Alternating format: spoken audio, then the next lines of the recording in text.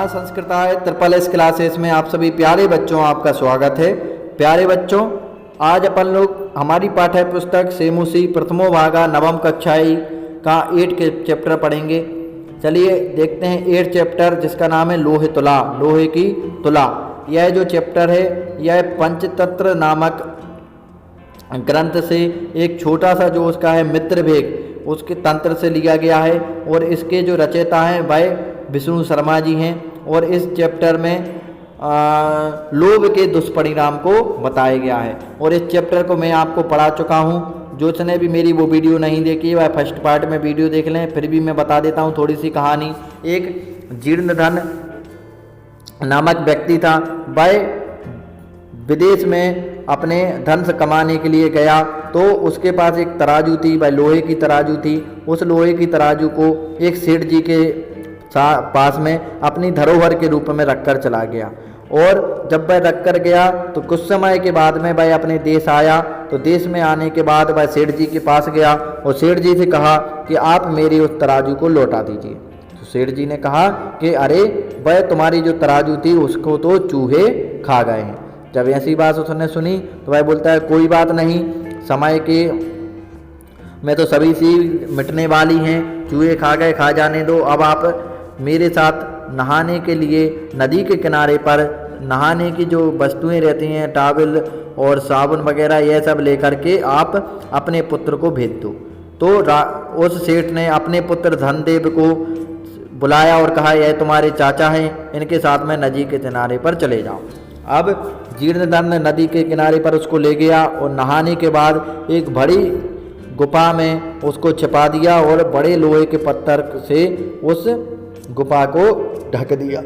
अब जब वह नहाकर वापस आया तो सेठ जी ने कहा मेरा पुत्र कहाँ है? तो उसने कहा तुम्हारे पुत्र को तो बाज उठाकर ले गया है। तो उसने कहा क्या कभी बाज उसको उठाकर पुत्र को उठाकर ले जा सकता है? असंभव, कभी नहीं ले जा सकता। जब उसने ऐसी बात कही तो उसने कहा क्या कभी लोहे के तराजू को चूहा खा सकते हैं? यह भी तो असंभव है। तुम मेरा तराजू लौटा दो, मैं तुम्हें तुम्हारा पुत्र लौटा दूंगा। पर वह सेठ नहीं माना और वह राजकुल में चला जाता है, और वहाँ सभी न्याय करने वाले बैठे रहते हैं। और उसने बताया कि मेरे पुत्र को इसने छुपा लिया है, चुरा लिया है, यह चोर है, मुझे इससे मेरा पुत्र दिलवा दो। उसने कहा कि ठीक है, मैं इनका पुत्र दे दूंगा, पर इनका पुत्र तो बाज खा गया है, बाज उठाकर ले गया है। तो राजा बोले क्या कभी बाज एक पुत्र को उठाकर ले जा सकता है? तो वह सज्जन पुरुष बोला, जीर्णधन बोला मेरे लोहे की तराजू को क्या चूहे खा सकते हैं, जो सेठ जी के घर में रखी हुई चूहे खा गए? तो राजा को दोनों बातों की बातें समझ में आ गईं, और राजा ने उन दोनों को समझाया और समझा बुझा कर कहा कि आप इनकी तराजू लौटा दो, वह यह आपका बालक इन्हें लौटा देगा। तो ऐसे इस कहानी का अंत होता है, और बताया गया कि इसलिए लोभ कभी नहीं करना चाहिए, लोभ से सभी काम बिगड़ जाते हैं। यह इस चैप्टर में बताया गया था। चलिए अब अपन इस चैप्टर की एक्सरसाइज देख लेते हैं। यह अभ्यास है। पहले एक पदेन बड़क पुत्रस्य नाम के मासीत, बड़क पुत्र का नाम क्या था? जीर्णधन था। तुला कई भक्षिता आसीत, तुला को कौन खा गया था? मूसकेन, मूसक, चूहा। तुला कीदृशाई आसीत, लोहे घटिता, तुला कैसी थी? लोहे की थी, और उसके पूर्वजों द्वारा दी गई थी।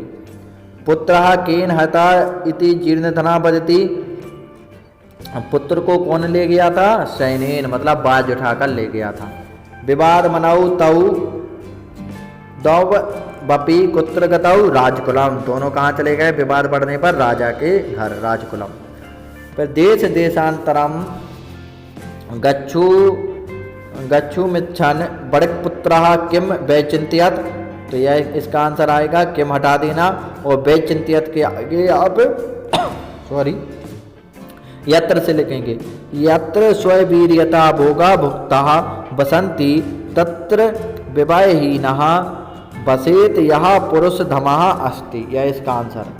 फिर सेकंड का आंसर स्वतुलाम याचमानम जीर्णधनम सृष्टि अकथयत, किम हटाकर आकथयत, फिर डैश लगाकर भूत्वदीया तुला मूस्कई अच्छता इति।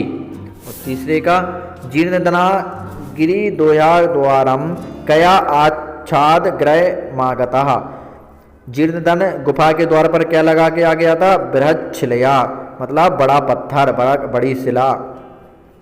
स्नानांतरम पुत्र विषय पृष्ठ बड़पुत्र सृष्टिना किम अवदत्। स्नान करने के बाद में पुत्र के विषय में बड़े पुत्र ने क्या कहा? तो उसने कहा कि किम हटाकर अवदत्त के बाद डैश लगा कर लिखेंगे नदी तटासा सह बालहा सैनेन हतः इति। नदी के किनारे से आपके बालक को बाज उठाकर ले गया। फिर आगे है धर्माधिकारिणः जीर्णधना सृष्टिनो कथम तोषित बनता। तो इसमें दोनों वर्ड हट जाएंगे, कथम भी तोषित बनता भी, और इसका हो जाएगा परस्परम संबोध्य तुला शिशु प्रदानित संतोषितौ। मतलब धर्म अधिकारियों ने, जो राजा थे, उन्होंने यह निर्णय लिया कि परस्पर आप लोग एक दूसरे को आदान प्रदान कर दो, तुला का और शिशु का। एक दूसरे को तुम उसका बालक लौटा दो और तुम उसकी तुला लौटा दो। ठीक है बच्चों, अब आगे देखिए प्रश्न निर्माण। यह मैंने सामने लिख दिया है। पहले वाले का कहा, दूसरे का केन, तीसरे का कया और चौथे का कथम। अब आप लोगों को ये फिफ्थ वाला करना है। तत्पद रेखांतिक कृत यत्र। इसमें बताना लेप प्रत्यय किसमें नहीं है, तो लेप प्रत्यय किसमें नहीं है? लोय सहस्त्रस्य में। यत्र द्वितीय विभक्ति नास्ति। ये 4 वर्ड दिए हैं, इनमें से किसमें द्वितीय विभक्ति नहीं है? तो वह सत्वरम में नहीं है। फिर यत्र षष्ठी विभक्ति नास्ति। षष्ठी विभक्ति किसमें नहीं है? तो वह स्ववीर्यता में नहीं है। अब यह संधि विच्छेद देखिए, सृष्टि आ है, इसका होगा सृष्टि प्लस आ है। द्वि इसका है द्वावपि, इसका हो जाएगा द्वौ प्लस अपि। पुरुषोपार्जिता, पुरुष प्लस उपार्जिता। यहाँ देखिए यथेच्छया, तो यथा प्लस इच्छया।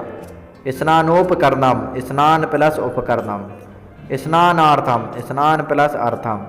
समास विग्रह करना है। स्नानस्य उपकरणम, स्नान उपकरणम। गृह गुहायाम, गृह गुहायाम। धर्मस्य अधिकारी, धर्माधिकारी। विवेनाहीना, विभावहीना। यह अपना 8th चैप्टर हो गया। अब मैं नेक्स्ट वीडियो में आपको 9 चैप्टर पढ़ाऊंगा। जिस किसी को भी यह वीडियो अच्छी लगी हो तो वीडियो को लाइक ज़रूर कर दें। आप लोग लाइक करने में कंजूसी करते हैं, लाइक ज़रूर किया कीजिए। आपके एक लाइक से मेरा हौसला बढ़ता है और मैं आपको और आगे के चैप्टर और अच्छी तरीके से पढ़ाना चाहता हूँ। लाइक ज़रूर करें, कमेंट करें और शेयर करें। और जिसने भी मेरे वीडियो को अभी तक शेयर नहीं किया है वह शेयर जरूर कर दे, और चैनल को जिसने भी अभी तक सब्सक्राइब नहीं किया वह चैनल को सब्सक्राइब कर ले, जिससे आने वाले वीडियोस की नोटिफिकेशन आपको समय समय तक मिलते रहें। आप लोग स्वस्थ रहें, मस्त रहें, यही मेरी कामना है। जयतु संस्कृतम, जयतु भारत, नमः संस्कृताय।